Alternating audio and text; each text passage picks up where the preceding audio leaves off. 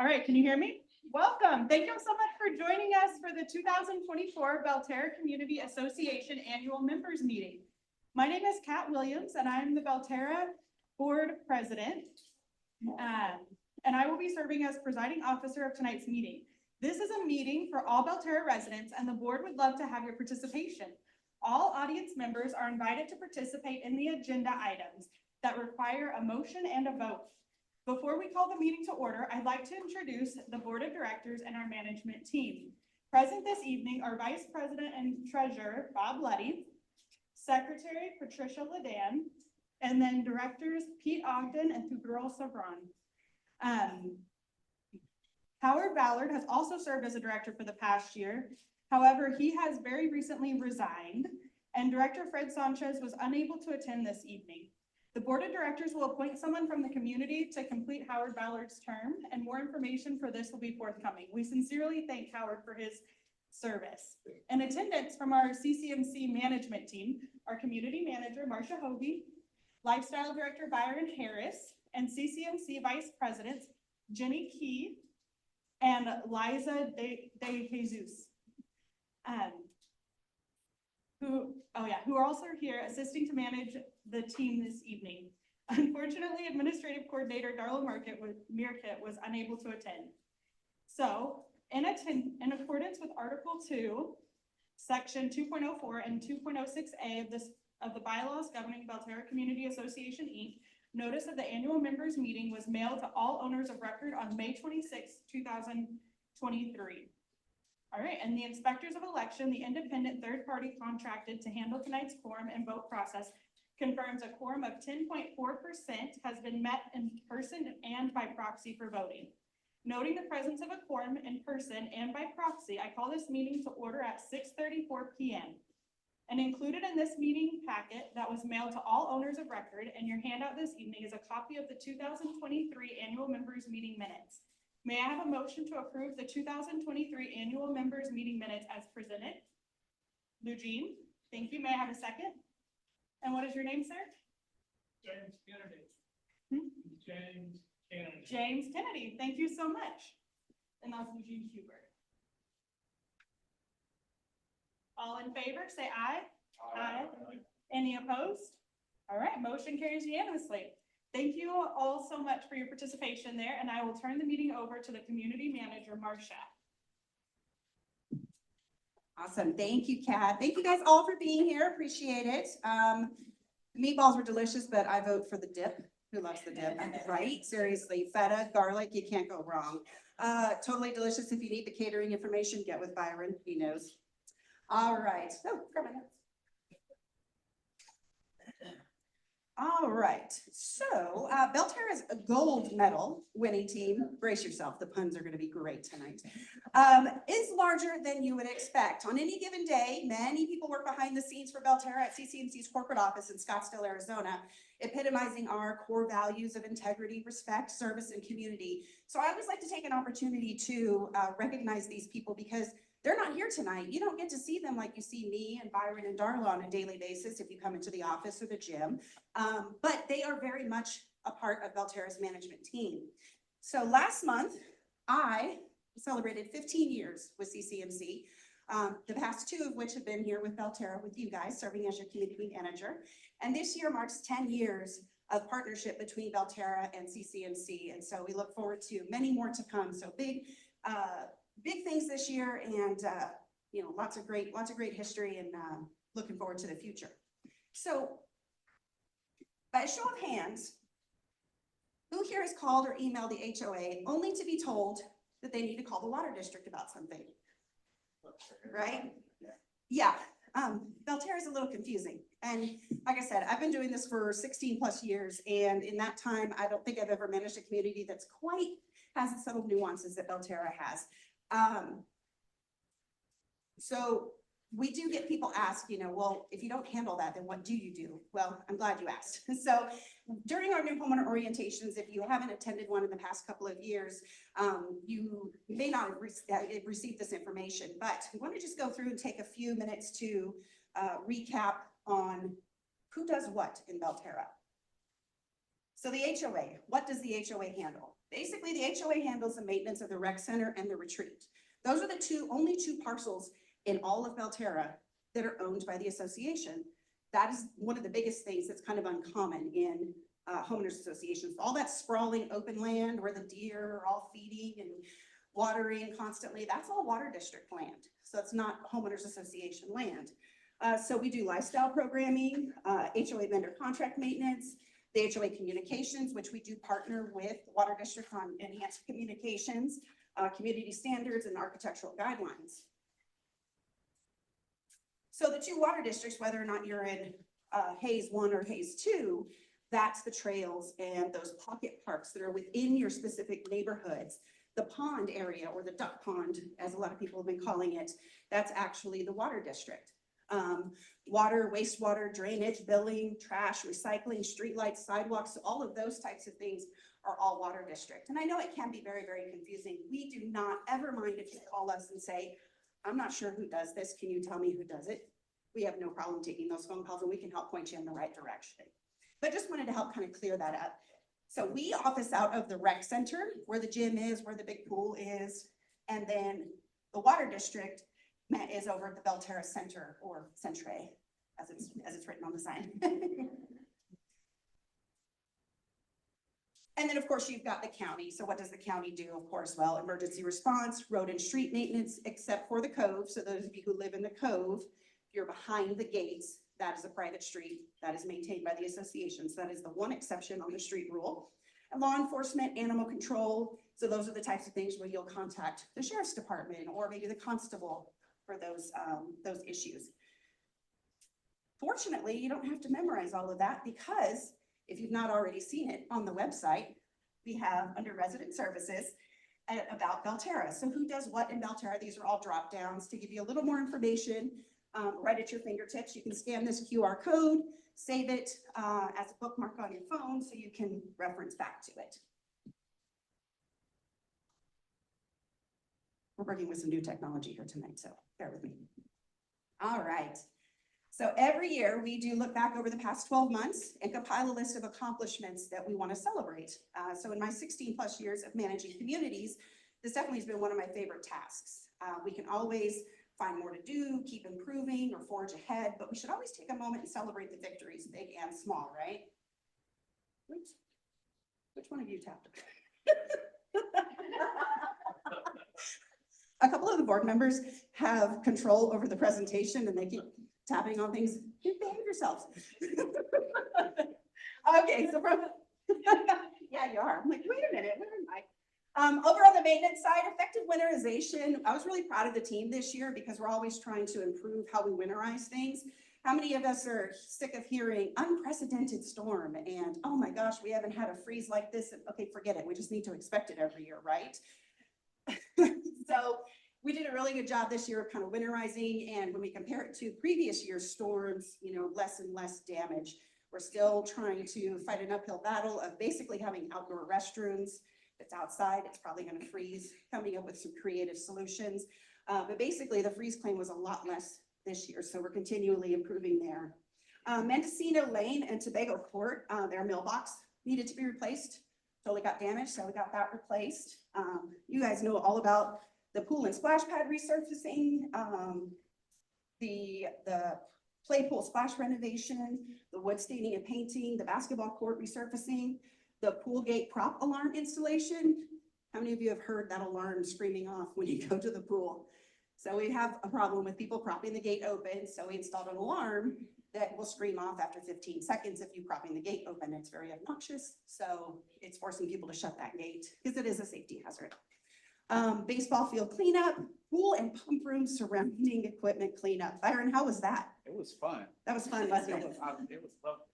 Yeah. Y'all are eating. I'll spare you the details on that. But Byron, Darla, and I, we put on our best workout gear and spent a full day in there cleaning up and scrubbing. And I've got some photos to show you guys here in just a little bit. And the music is back on at the pool. So now you can really party hardy out there. I'll say nobody touched the buttons. Over on the administrative side, lots of RFPs, and we'll talk about, talk about that a little bit later, but we had to do, who here knows what RFP stands for? Christopher? Very good. So we have to draft a request for proposal for all major projects. So we had a lot of major projects this year. So there was a lot of documentation, this feedback, and I worked very well together on drafting those RFPs. The board chose new legal counsel. There was a bylaw amendment thrown in there. The bylaw amendment was basically eliminating the need for nominating committee because we utilize a third-party election company, so there was no need for that. Dedicated website for spring projects, trying to increase our communication. So putting that information on the website. Again, talked about assisting the WCIDs in communications, distributing all that text.290 West information, trying to make sure you guys have all of that. Better twice than once is what I like to say. Modify the neighbor awareness form. This is for the architectural modification process. The neighbor awareness form was a little bit lacking. We wanted to make sure that if your neighbor was submitting for a project, that form was a little bit more comprehensive to where you knew what was going on and made it a little bit clearer about that process. Code gate access system, transition and training. I know Ken's going to talk about that in a little bit. Daily common area checklist implementation and some enhanced holiday decorations. So here's some photos, you know, photos speak 1,000 words, right? Here's that beautiful tree in the foyer, the pool decking. There's the after. I should have taken a before picture of the pool pump room. This was one corner that was just, there was a lot of stuff in this area. So what this really helped out, this is an area that the Marlins use a lot for storage of their items. So it really helped that group to be a little more efficient and be able to access their items much easier. The crew up there working on that resurfacing of the basketball court, and who's been to the splash pad with the new spongy surface? Taking grandkids or kids? Anybody? No? All right, well, go check it out. It's really, really cool. Repainting, it's a little hard to see in this picture with the bright lights, but just kind of showing the repainting and the staining of all the amenity areas. And there's another picture over there of the one of the storage closets over in the pool area. All right, so that was what, basically in a nutshell, a lot of what we did over the past 12 months. So what do we want to do for the next 12 months? Inevitably, this list is always smaller because we plan things and then other things come up, right? That's how it happens. Things are unexpected, but these are some of the things we're planning on doing. We're working on the amenity signs, Bill Bailey signs, using some local people and repping a Belterra resident, is working on new rec center, pool, splash pad, basically improvements to all of the signs throughout the community. We've got some pool furniture. The board's kind of chewing on some pool furniture ideas right now and kind of figuring that out. And there is a decent lead time on that, so it's more likely going to be a benefit for next summer, but definitely something coming. Replacing the grill. Who here knows we have a grill at the rec center? Okay, cool. I'm not sure how many people actually go and use it, but it has been broken. So we've got getting that replaced because that grill is 20 years old, and having it I put propane system on there because it's not hooked up to the community propane system. It is bottle gas basically, but making sure establishing a system for how that's either checked out or utilized, because obviously we want to be safe with that. And then sealing the asphalt. Remember I talked about how the cove, that road, the maintenance of that road is the responsibility of the association. So, but we also have the parking lots. Those need to be resealed, reslurried, restriped every so often. All right, so a little bit about community standards. It has been a busy year for Ms. Darla. She is not here to give this presentation, but over the past 12 months, she has sent 637 community standards notices.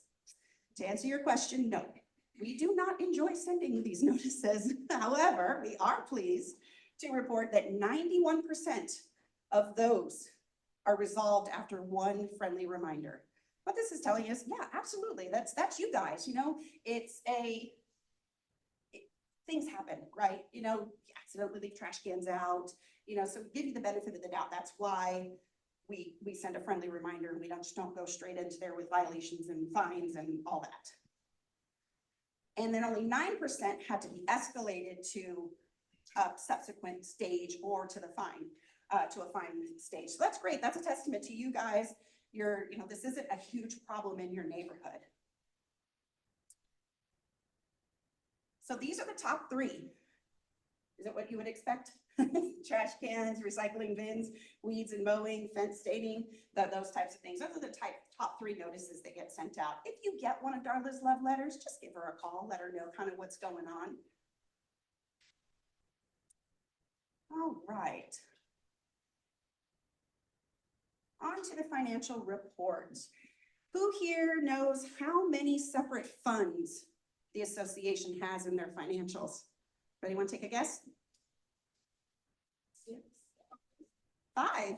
You want to give her a prize there? Yes. It's an open book test, y'all.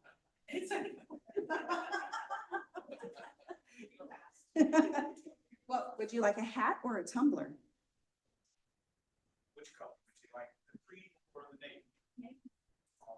These are Arctic's new ceramic lined tumblers. So that is correct. We have 5 separate funds. So there's the Belterra Community Association operating. So these are as of the cash balances as of the end of the year 2023. So just over $325,000 for the Belterra Community Association operating account. In the Belterra Community Association reserves, it had $616,000. In that capital improvement account, $256,000. The Cove has a separate operating account because they've got their gates and the landscaping and all the things there. So that's why there's a separate fund for them. They had just over $18,000. And then they have reserves again, because they have to, mainly their road and their gates, they have to reserve for the eventual replacement or improvements to those capital assets.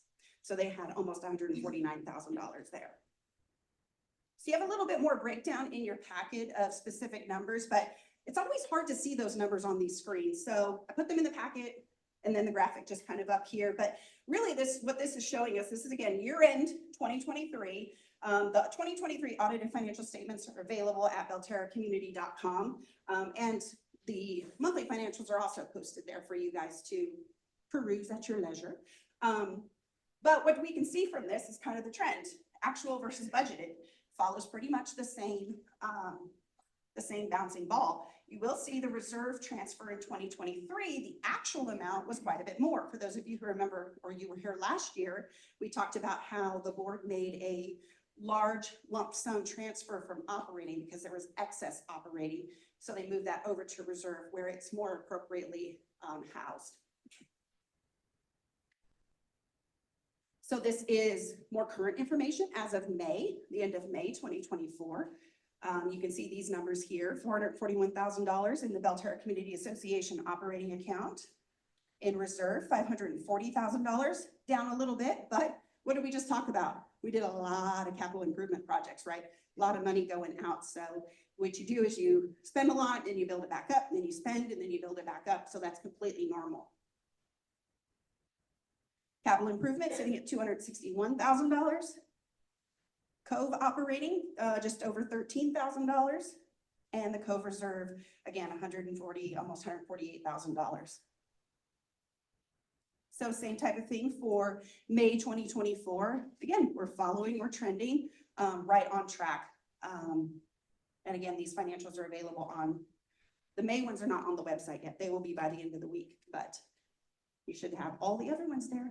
And if anytime you guys have any questions about financials, budget, anything like that, give me a call. Let me know. Come on in, sit down. We can chat about it. I'm pretty sure you'll be backing away saying, it's enough, Marcia. It's all good. I don't need any more information. All right. So next up, we have committee reports. I'm going to take care of the architectural committee, and then I'll hand it off to, I believe, Ken for the Cove committee report. All right, so the Architectural Modification Committee is made up of 5 volunteers, just like all of our committees and our board. We have volunteer board members and committee members. Christopher Catranos, he's our chair. He's here this evening. April Mayo, I don't think April is here. Felipe Cantu, John Sersniak, I'm pretty sure I botch his name every time, and Ryan Cruz. So a little bit about the AMC process. Who here's been through the architectural modification process? Board members, yes? Okay, not too bad, right? Try to make it as painless as possible. So you submit your completed application. Now we have fully online options for those of you who don't want to come down and drop off your application. And then you pay the review fee, just a simple $30 fee. What we do is we review that in-house first to make sure that it's complete before we go ahead and upload it to the committee, because committees, volunteers, we want to try to kind of head anything off at the pass, anything that might be incomplete, save you some time as well. Then we go ahead and upload it to an online software where the architectural modification committee actually can review it in their pajamas at midnight if they want to. Christopher's laughing because I'm pretty, is that what you do? Yeah. They then review the application and render a decision. Sometimes there's some questions, maybe a little bit of back and forth. But what this does, way back in the day when I first started in this business, the architectural modification committee used to have to come and sit and meet around a table and review all these hand papers, and there'd be boards of painted, and boy, it's gotten a lot better with technology, right? And it's faster too. We have to say it can take up to 30 days for you to get a decision. But in reality, it is usually quicker, especially for smaller types of projects. And then you're going to get an email saying your project's been approved, your project's needs some additional information, whatever the case may be. Pretty simple, right? So some statistics. Over the past 12 months, the group has reviewed 107 projects. So those range in size from new roofs, big old pools, or repainting, or putting in a pergola or something like that. There's a 95.5% approval rate. So when people say, oh, that HOA is not going to let me do anything.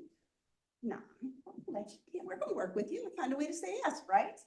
And then 11% were approved with conditions. So that might be, that's approved, but maybe not that particular color. It might need to be a little bit more of an earth tone color or something. Finding, again, ways to say yes. Does anybody want to take a gander at what one of the top 3 requests are from architectural modification? Cool. Somebody get the man a prize. Would you like a hat or a tumbler? See, now you know there's prizes. Now people are answering the questions. Yes. No. Yes, you would think so. Patio's one? Very good.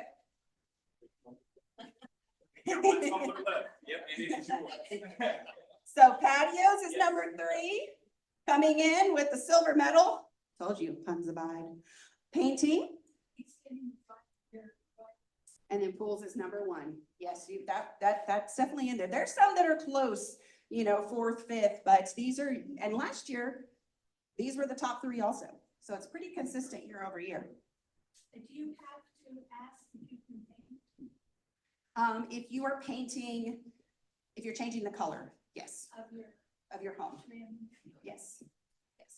Or if your paint has faded significantly. I've had some people say, and that's a very good question, because it's kind of not necessarily a gray area, but some would consider it gray, because if you say, oh, well, I'm paint matching because my paint is peeling, so I just want to, no. How long ago did you paint? Paint fades. Texas sun is rough, right? So if you're paint matching, it's not going to be the original color.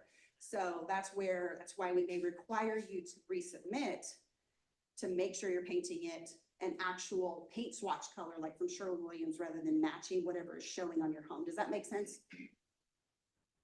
Because we don't want to repaint old faded colors. We do have a Q&A at the end, so yeah, sorry. Okay. Ken, would you like to come out and talk about the Cove Committee? I don't know if Ken has any prizes to pass out, though. Nope.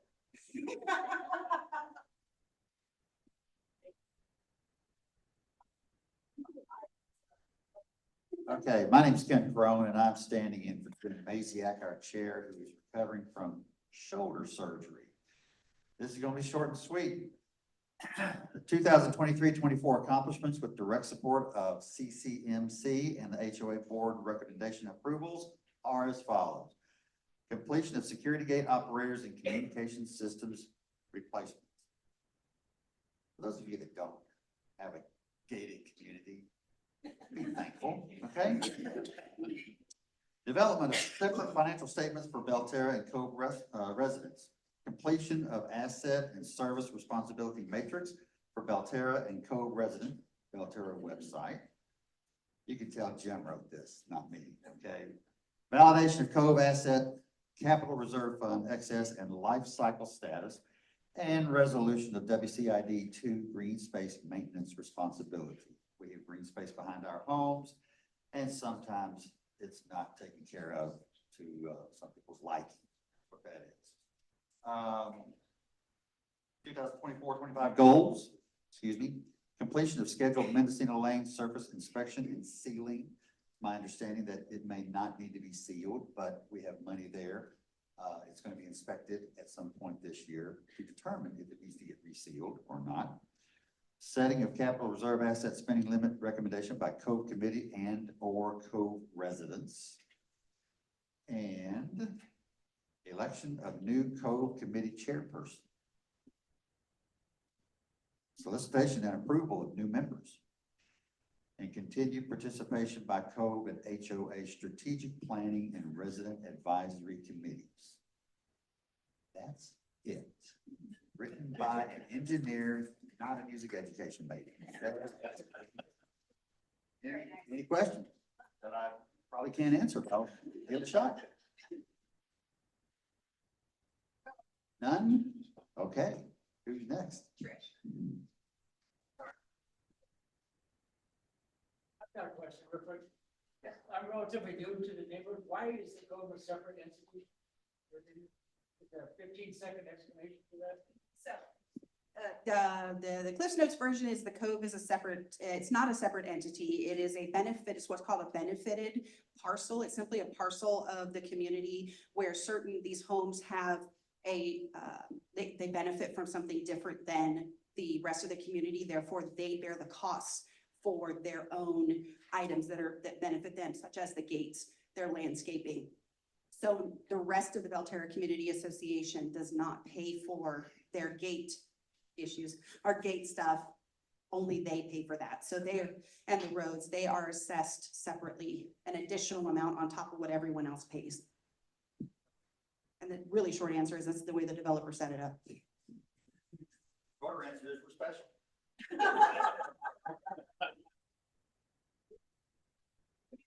Hi, everyone. Welcome. My name is Trish Leanne.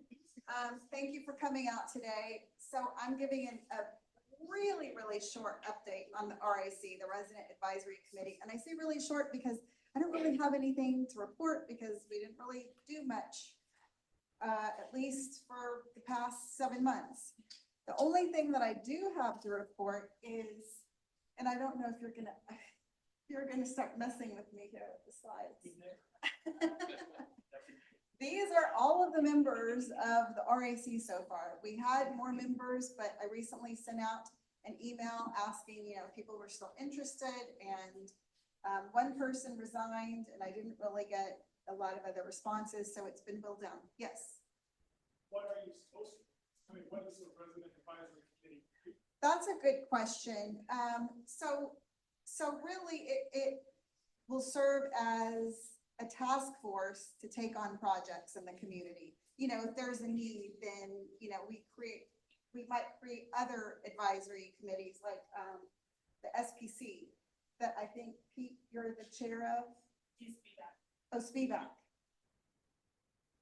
I'm getting it. Yeah. It can create all of these other committees. Now, I think it's useful, I don't want to create a bunch of committees just for the sake of having committees because, that's beyond the scope of what HOAs really need to be doing.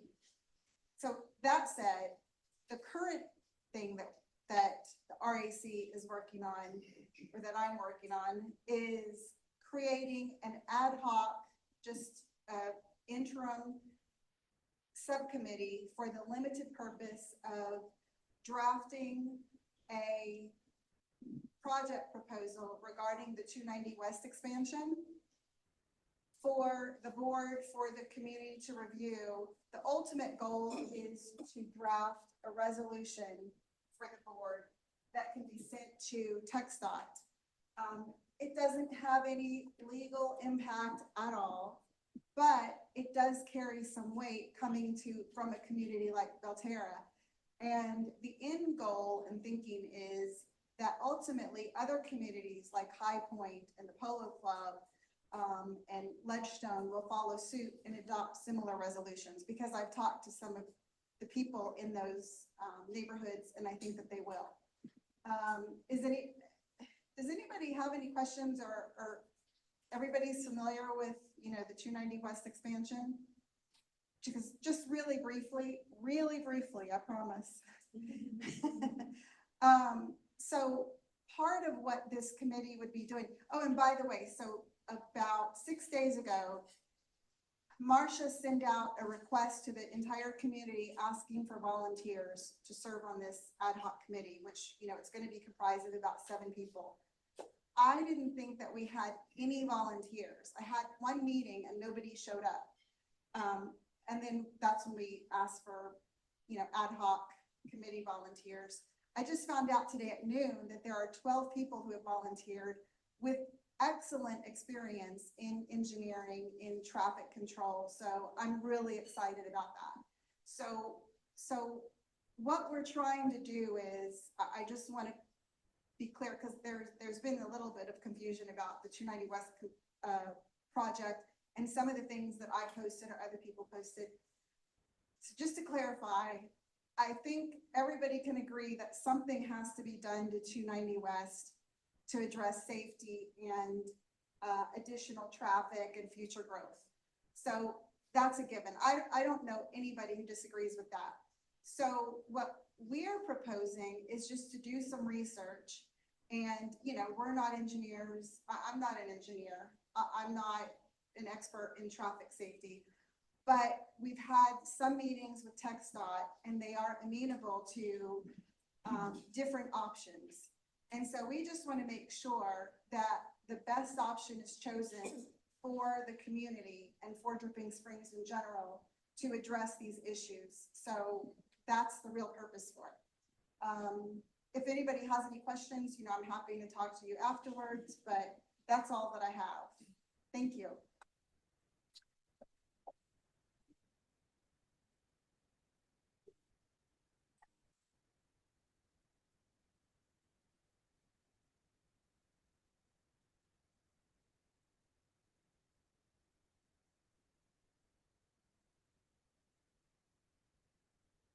Evening.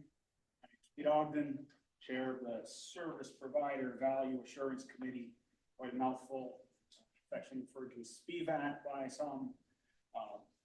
What do? We exist to try and make sure that the community gets the best bang for its buck as it spends money on things. So if we're contracting services, we want to make sure that those services are provided to the expectations that we need, and we're getting what the community wants. If we're buying goods, we want to make sure those goods are delivered to the right specs and the right quality. So that manifests in 2 different ways. Talked about RFPs earlier. So when we're sending out an RFP, request for proposal, we're trying to get people to provide a bid. We support the community management team to make sure that's as detailed as possible. So all of our expectations are captured in that document. So when the vendors look at it, they know exactly what we expect. There's no surprises. There's no value engineering going on behind the scenes where they're substituting a lower grade material. We define what we want. They quote it and we hold them accountable for it. On the back end, we work to make sure that when we're getting a service, that service is meeting our standards on a recurring basis. And we have feedback mechanisms to provide feedback to those vendors, to either tell them they're doing a good job or telling them how they need to improve, right? All of our committee members here, myself, Sherry, Don, Diego, have a long, long history in vendor development, contractual work, capital projects. And so we know the value and the importance of building long-term relationships with our vendors. We want everybody to succeed. We want the people who come and service our community to make money because they're our neighbors, right? They live in the community as well. But we need to align expectations, we need to tell them what we want, we need to get a fair quote, and when our expectations aren't being met, we need to tell them so that they can do better, right? Nobody wants to think they're doing a good job for 12 months and then get told, nope, it's crap, get out of here, we want somebody else, because it's not fair. They could have done better. They had choices to make a difference. And we're a large community, so some of the things we contract, there aren't a lot of choices of vendors to pick from, right? We want people to look at us and say, that's a community I want to do business with. That's a team I want to support. If we start burning bridges, we're very quickly going to run out of companies to work with, and we'll be importing folks from San Antonio to try and change the locks in the doors. So anyway, that's what we exist for. Couple things over the past year. We've supported the RFPs for landscaping contracts, janitorial service, the resurfacing of the pool, the splash pad areas, and painting and staining of the fences. We've also worked on developing vendor review criteria for some of the long-term contracts like pool maintenance and janitorial, again, to have that feedback mechanism where we're clearly measuring them against the contractor performance and letting them know if things are meeting expectations or need to change. For the coming year, we're going to keep supporting management as they have new RFPs and new needs. We're going to continue to work down the list of vendors to make sure that there are evaluation criteria and feedback mechanisms in place to communicate how things are going. And ultimately, we want a way to gather feedback from our vendors to understand, are we a desirable community to work with? Do they enjoy coming here? Do they enjoy the business? Is it profitable for them? Or do they dread a call from Belterra, right? We want to be a competitive space for them, a community they like to take care of. Because if they do, we get better service and we all benefit. Our assessments stay on the low side. So I think that's it for me. Thank you.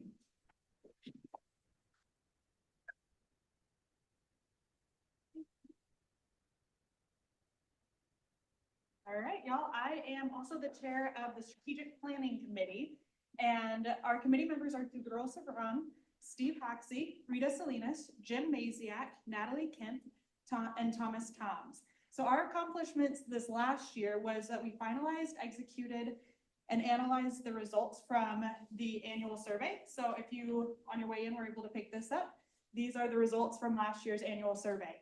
And from that, we analyzed each area and were able to submit feedback to the board and to management to make different improvements that residents would like to see in the community. Some of these were specifically in the communication areas, such as updates to the email with branding, how many are sent a week, creating SSMS communication for residents interested in receiving texts about emergency situations and shutdowns, and updates in our social media presence. We also submitted ideas for maintenance of amenities and how to improve our current amenities. Our goals for this upcoming year are, again, to perform the annual survey so that way we can hear the residents' opinions and make improvements to Belterra. And utilizing the responses from this annual survey this upcoming year, we would like to create a strategic plan for Belterra moving forward to make improvements that residents would like to see over time. Thank you.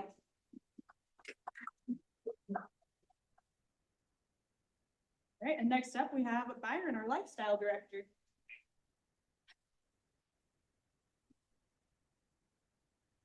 All right, I am here to give the report on behalf of the Welcome Committee, who we have our chair, Jamie Avila, is here in attendance. Alexia Doctoreve, sorry, Alexia, if you're on and I butchered your name, I apologize. Sherry Marlatt, Amanda Miyamoto, Susan Barbara, Susie Machin, and Betsy Smith. Going in or over the past year, there was a lot accomplished for the committee. One thing was big, one of their goals from last year was to increase their presence at community events. The point of the Welcome Committee is to be that main point of contact for new residents, to introduce them to the community and help them get acclimated with the area and all that Belterra has to offer. So I don't have the exact amount of events, but they have been doing their best with their busy schedules to get out at the events.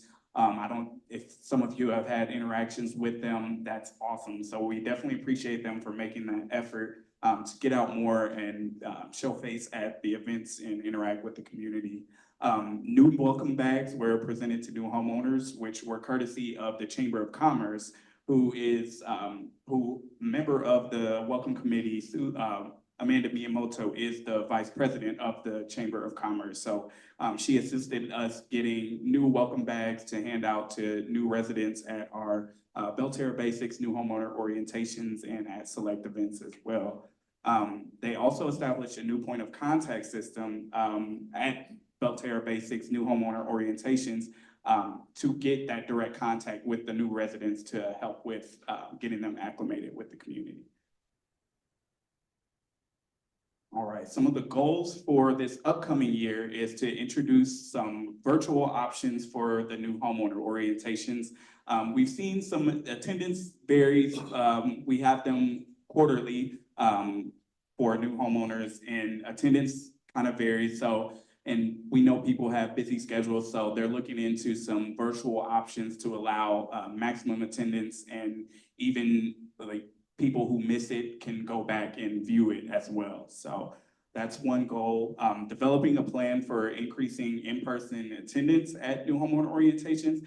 At the end of the day, we do want to see the new homeowners in person, have them on site to get them introduced to the community and acclimated. Face-to-face is always the best interaction, in my opinion. So we're gonna look into some new ways to increase that attendance, maybe some incentives, raffles, and things like that. So we'll be working on that. Develop some new event ideas and innovations to increase new homeowner engagement in the community. Just piggybacking off of the increasing in-person attendance for the new homeowner orientations, we also want to do that for events. Maybe some events that are geared towards the new homeowners and current homeowners to, you know, come together and interact. You know, the longtime homeowners can, you know, share some insight and some wisdom from their longevity of being here, and residents, new residents learning those things and feeling a lot more welcome and wanting to come to more events. So, because at the end of the day, that's what we want. We want them engaged and interacting with the community and feeling welcome as possible. All right, and transitioning right into the lifestyle report. I am the lifestyle director. So for 2023-24, last year, let me grab my notes really quick. Apologize.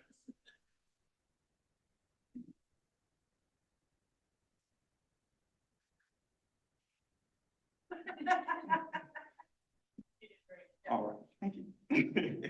All right, so over the past year, lifestyle has been busy, and I feel like if lifestyle is not busy, then you have a problem. So, so we have had a lot of new opportunities and programming and events, partnering with the Rooster Springs Elementary School to host our yearly dances, the Daddy-Daughter Dance, the Belterra Ball, and the first time we held our mother-son annual superhero soiree. So that was the first time event, and it was really cool to see all the moms and sons come together and dress up in their superhero attires to come out for a fun evening. So, and it's very convenient utilizing the school and developing that partnership because it's right next door to everybody. So it's in the neighborhood, so you don't have to go too far. Everybody's familiar with that area. A lot of easy access. So we're also looking into getting some more events over at the school as well.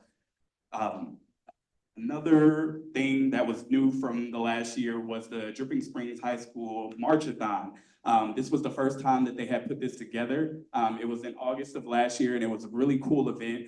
Basically a fundraiser for them, for the band. And they did a concert throughout the entire neighborhood. They had a predetermined route where they played, and you were able to make donations as they were going by, and people made donations before to get a special concert at their exact home address as well. So it was a really cool event, and I'm proud to say that we are in talks with them to do a Christmas version or a holiday version of this in December. So I think that's going to be really cool to incorporate with our holiday event. So we're looking forward to that partnership as well. We introduced the new club and group scoop communication. In the past, we've trying to dial back a lot of the inundating you guys with emails and things like that, and kind of limiting those. So we created a club and group scoop communication to attach into the Lifestyle Lowdown, which is now going to go out monthly as opposed to weekly. And it'll have a full range of events and clubs and a club calendar as well for those interested in seeing when the clubs will be meeting. We have contact information for the point of contacts for each club. And then a lot of good information. And we also have a section for you to introduce your club ideas, and we can work to bring those to fruition as well. So we're building upon existing community partnerships. So working with like Hayes County Fire Rescue to bring fire safety courses, water safety courses for the community, as well as story time field trips to visit the firehouse by Kat. She puts those together. So we're really hammering and working with them to, bring the community together, because the first responders are, serving the community. They want to get out, they want to be a part of this and get to know the community as well. So we're looking forward to building upon those, and as well as like National Night Out in October too. So yep. And then over the past year, we have 59 events. That number varies from year to year, but we try to be around that range. I definitely would like to do more, but Marcia does not let me because she says I would not make it. So, so trying to keep something for everybody, hit every target market, every demographic in the community, a wide range of events for kids, adults. We're still working on teens. They're a tough demographic to hit, but we're still working, and we'll keep trucking along to get maximum attendance and engagement at the events. All right, some more accomplishments that we have. We're building upon existing sponsor relationships that we have, hosting new events such as the Belterra Car Show that was back in August of last year, which was a first-time event, and it was really cool. Residents were able to sign up their classic cars, new cars, and come out. And the sponsor for that event was Energy One Windows, and they handed out prizes. The community voted on their favorites in different categories. So we're working to bring that back in August as well. So if you have a classic car, be on the lookout. Please sign up. We want to fill the parking lot this year. So definitely be on the lookout for that. And also we held the first Belterra Home Expo, which was a really cool event. And one of our sponsors, CertaPro Painters back here, they were in attendance for that as well. That's Lindsay. So if you get a chance on your way out, stop by and see her. She can tell you all about that Home Expo experience. So yeah, we're just building upon those relationships with all of our sponsors to bring some new and innovative events and things like that to the community. We also introduced a new online amenity reservation system. How many of you guys have actually used it? It's nice, right? A lot easier, than, calling in and, we're going back and forth, just submit your request, the date that you would like, times that you would like. We'll reach out if it doesn't work out. If it does, we'll get you approved and everything, and all is good. So that's been really helpful, and I think the community has really, been receptive and enjoying being able to that ease of access for those amenity reservations. Piggybacking off of Kat, with the strategic planning committee, we did implement the community text messaging system for major and emergency usage, and it's not required. Residents are able to opt in or out at any point. So if you haven't and you would like to be opted in, make sure you go on to belterracommunity.com, register for a profile if you don't have one. If you do, you'll just need to jump in there, go into your profile and update your contact information, and you will be on the list. All right, so the goals for this upcoming year, which are golden opportunities. We're wanting to increase our social media presence and resident engagement on social media even more. We made strides, but we can always do better for sure. And that is including putting those events on the events, like actual events that are sent out to the community. more live videos, more showing you just the day-to-day of the management team and what we have going on. Because we are human, we do fun stuff, we have fun, for sure.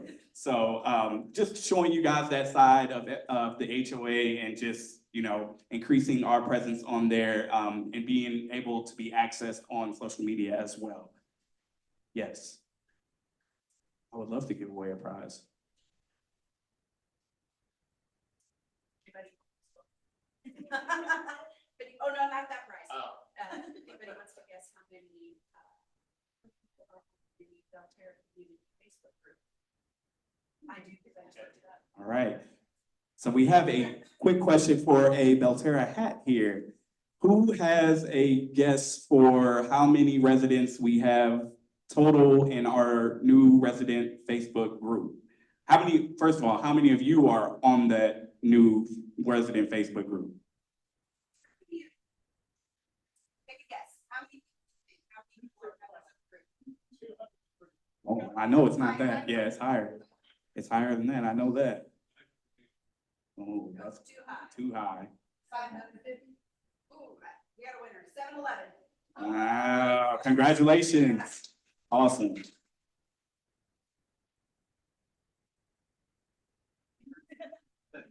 You have to see, yeah, if you didn't put your hand up, definitely get on, if you're on Facebook, join that group, because we're really going, over this next year, we're really gonna be showing a lot of presence, especially with the Lifestyle Lowdown going out monthly. We're gonna be using that group to get a lot of good information out to you guys, so definitely get on there. Also, another goal that we have is joint events with Rooster Springs PTA. I actually just met with them yesterday, and it was an awesome experience to be able to sit and brainstorm, to put together some really cool event ideas and programs, and also being able to, partner with them to utilize the school as well for these events. So definitely stay tuned for over the next year. We got some really cool stuff coming for the community, so that'll be really fun. And then another big goal is to,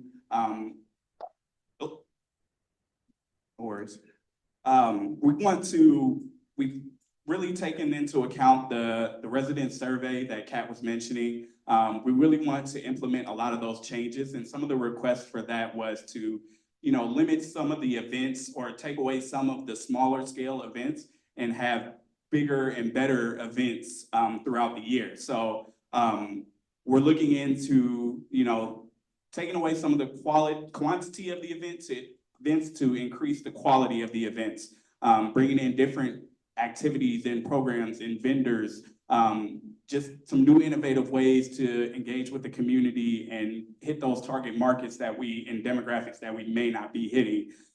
So that is one of our biggest goals, and I'm definitely looking forward to, expressing that creativity and getting some new things out to you guys and very quality things. So if y'all have any suggestions, for sure, I'm an open book.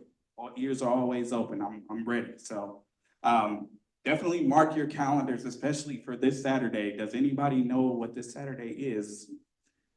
Star Spangled Spectacular. Yes, our yearly 4th of July event and the resident parade. So if you definitely should join. It's always a great sight to see the community. I would say it's upwards of 300 people that join the parade every year. It's really a fun sight to see the community come together, dress up their golf carts, bikes, scooters themselves, and parade down to the rec center for the super fun event. We're gonna have tons of great things, live music this year, a 19-foot water slide, because we are on stage 1, so we can have water slides this year. So we are excited for that.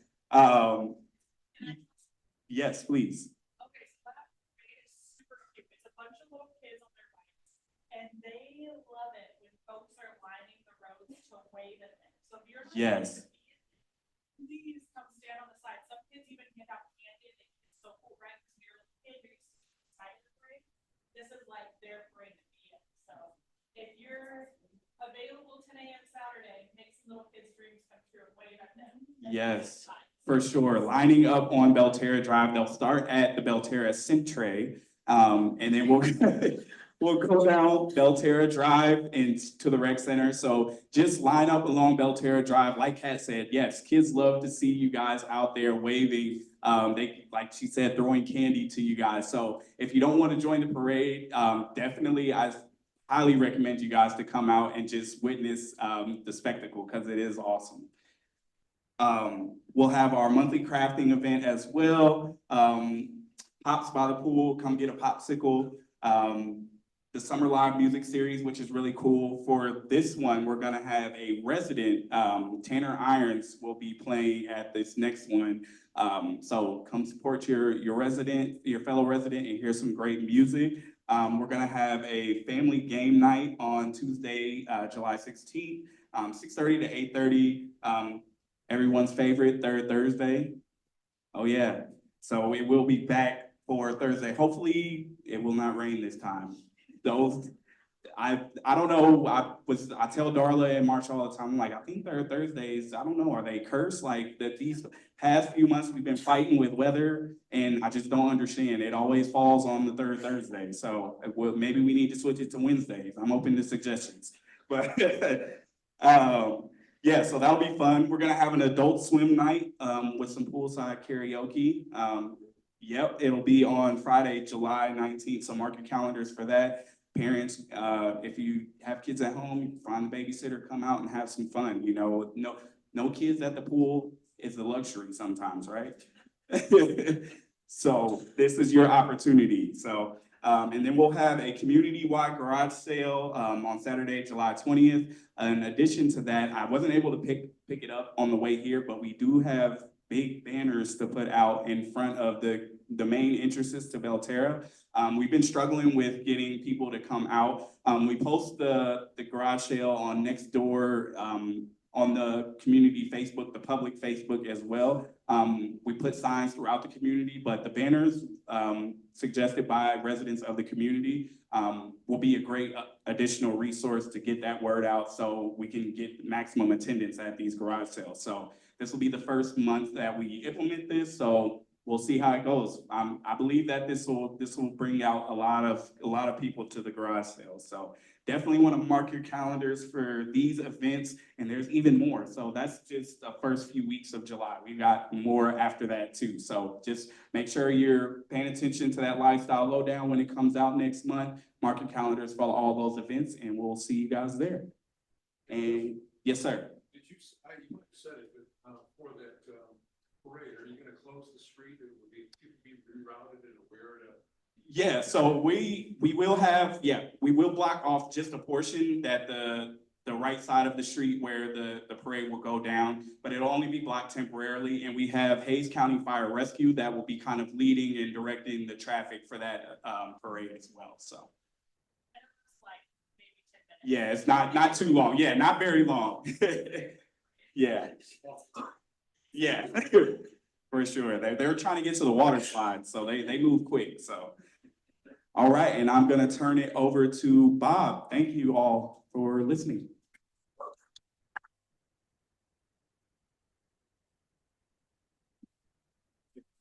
Another part of the evening that you all came for.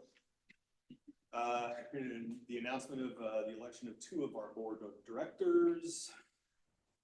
I'm supposed to say that part. May I have the certified result of the election from the inspector of the elections? Can't hear me? Is that better? Okay. Let's see. Of course, I started wearing reading glasses recently and forgot to bring them. There are 2 vacant positions open for the election of the board of directors at the last meeting. The 2 candidates receiving the greatest number of votes will be elected to a 3-year term. In the event of a tie between the candidates for the final position, the tying candidates may concede to one another, agree to allow for a flip of a coin decision to determine the outcome, or if neither of these is agreed to by all parties involved, a runoff election will need to be held. Do I need to read all these, Marcia? All right. So we had 3 people running for 2 vacancies this year, and I'm happy to announce that we will be electing Peter Ogden and Kat Williams to remain on the board of directors for another 3 years. Bookkeeping and Cat's next terms will end on June of 2027. I can't talk today for some reason, so I'm gonna give this back to somebody else. Great job. Congratulations, you guys. I think. Gonna make me stand up. Yeah, it's your turn. I don't stand up. It's your turn now. Tired of hearing me talk. All right, thank you so much, Bob, and everybody else who presented. So this concludes the formal business of the annual meeting. May I have a motion to adjourn the meeting and we will proceed to Q&A? All right, thank you, Christopher. And a second? What is your name? Mike Schaefer. All right, Mike Schaefer, thank you so much. All in favor, say aye. Aye. Any opposed? Wonderful, motion carries unanimously, and the meeting is adjourned at 7:31 p.m. So we would like to first address the questions submitted in advance of the meeting. A copy of these questions and answers are included in your handout. Do you want me to read those or people? Yeah, y'all are good. All right. How much time do we have left? All right, we have about 10 minutes left for questions from the floor before we move to the prize drawing. Are there any questions from the audience? Do I need to walk the mic around? You'll be able to hear me. Okay. The two different pools that we have, is there one filtration system for both of those? In other words, is that the same water that's circulating through both pools? Or is that, are there two separate ones? I keep hearing that the one pool is older than the other one.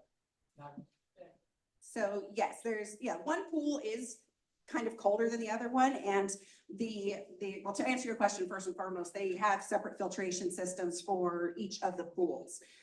So there are sand filters on each of the pools, and depending on the size of the pool, I think there are 4 or 5 of them on the larger lap pool, and then one for the baby pool, etc. So from what I understand, the reason why the play pool is a little bit colder is because it's got those splashy water features, so it's constantly being aerated. Whereas a lap pool tends to be a little bit warmer because it's not being aerated. So it's not heated and one's not cooled. And actually, I just found out, one of my colleagues told me that in their community, and I probably shouldn't say this because they actually have a chiller on their pool because their pool is quite a bit shallower and it gets very warm in the summertime. So that, as far as from what I'm aware, that's why one's kind of cooler than the other. Yeah, you bet. Yes, ma'am. Question about security around the pool. I'm wondering if the lake is better.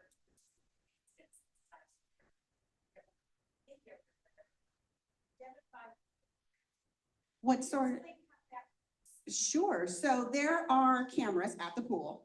Certainly not, it's not a military base. We don't have every square inch covered, and there are limitations in, megapixels and stuff. So we do make every effort to, if some sort of vandalism or whatnot occurs, to identify who the perpetrators are. I've had luck with, if you can tell me kind of the time frame that it occurred, being able to cross-reference the timestamp on the video with fob access of the pool, and be able to pull from the system who accessed the pool at that time. But sometimes, yeah, it's true. We cannot make a definitive, identification of someone who's responsible, especially if they're hopping the fence or going around.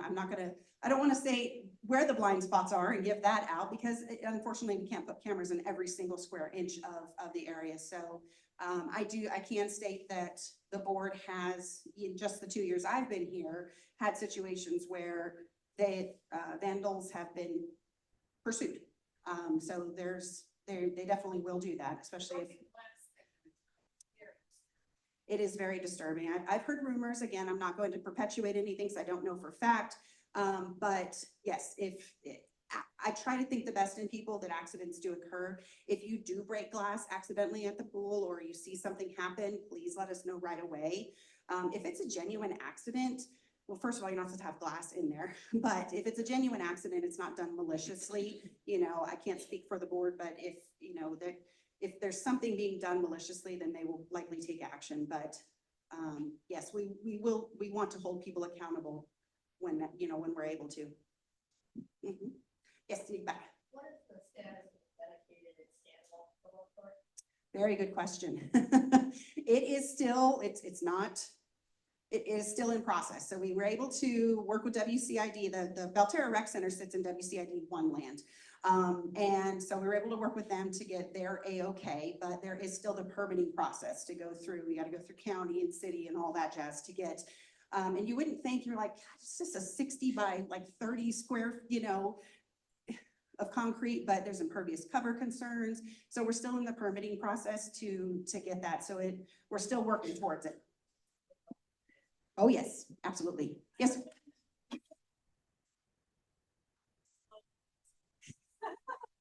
Like molasses in wintertime, my grandma always said. Yes, sir. How often is national community? So Darla drives the community every week. Now, state statute states that we have to allow, anytime there's any type of violation, we have to allow a reasonable cure period. And we don't have to guess what reasonable is, because guess what? The law tells us it's 10 days. So basically she goes out and tours the community every week, but she breaks it up into different sections of the community, because you can't go look at the same house every week, because then we wouldn't be able to send a letter anyway. So basically, you'll see her out there. I'm not going to tell you when she drives through, because then you'll know. But it's the summertime, so she tries to go in the morning because it's hot when you're creeping along at 25 miles an hour. So yes, so she drives through, does that. If you ever have any concerns, I mean, we don't necessarily want to encourage people to, report their neighbors or anything like that. But if there are some genuine concerns, you're more than welcome to contact us. We can't legally tell you where the person is in the enforcement process, but we do have, the Belterra Community Association has an enforcement policy that's on the website, belterracommunity.com, that you can look and see what are the penalties and what is the process. And that follows, again, state laws. Following the question about vandalism of the pool. Yeah. You said people have been prosecuted. Why, without naming names, why not say what the punishment was? Publish it, so people know if they do this, this is what's going to happen. So that's always a tricky thing to, it's kind of a, punish privately, praise publicly, right? That's kind of, we want to, in many cases, sometimes these are minors also. So we want to make sure they're held accountable, but at the same time, not embarrass people, because it can be a very embarrassing situation when that occurs. Just say, Yeah. this is the current result of this. Well, in the last situation that I'm referencing, since I've been at Belterra, we put it in the communication saying there has been recently some vandalism. And we will acknowledge it, especially if we're having trouble identifying who they are, because we want the residents to be able to, especially if there are minors involved, turn to their kids and say, hey, are you doing this? For example, in the women's restroom most recently, there were a lot of profanity written on the women's restroom on the inside of the door. Obviously, we can't have cameras inside the bathroom. I don't want to go to the bathroom somewhere where there's cameras. So I have no proof. I have a suspicion of who it was, and I'm aghast at if I'm correct that those little girls know those words. But it can be very, very difficult to hold those people accountable. But we will acknowledge in communications if we're seeing an uptick in vandalism. So you guys can keep an eye out too when you're out there, and make a report if we have cameras somewhere to be able to say, hey, at this particular time on this date, go check the cameras, because I think you're going to find the perpetrator. We all have to work together. It's your community, right? True, bro? Were those people that people identified? In the situation I'm referring to? Yes. Yes, they were. So I've never lived in a community with so many deer. And Isn't it great? it makes me ask the question, and maybe should be in the notice to people, what should you do with those deer? That's good. She's like, we have it. We have it. So I was super. I love it. That's actually a great suggestion for us to include in a communication, especially because I know when I came in, it's annual meeting time. So I was coming to the community about 6:30 this morning, and I was like, look, it was a family, I assume it's a family. I don't know. It could be an uncle deer and an aunt deer. But anyway, it was two little fawns with the spots, and I never get tired of seeing that. It's just wonderful. So that's a great suggestion. You wrote that down. Perfect. Thank you. And I'll get with, because I know when people have reported seeing dead deer, because unfortunately, what happens sometimes is they stumble off and they'll go and die in like somewhere else. I've always contacted WCID, but I'll get with them too on kind of what, because they've said they've gone and picked them up.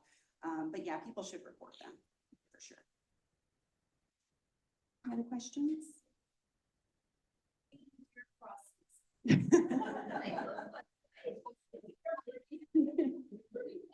They don't listen to where we tell them to cross though. I know I've been out driving around and I'm like, dear Lord, they're just used to it. I tell people, I'm like, the community I manage, the deer are like rats. They're everywhere.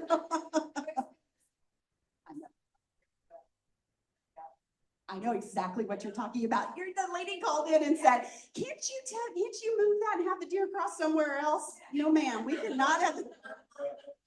So funny story, I managed a mid-rise condominium in Phoenix one time. And so Phoenix, desert, right? You've got all sorts of coyotes and wildlife and whatnot. And coyotes would come onto the property and, you know, God, and the lady was just beside herself. Well, can't you put up a sign or something? Ma'am, coyotes can't read. She was not very happy. Any other questions? We take compliments. How about the board of directors and all the volunteers? Can we get a round of applause for them?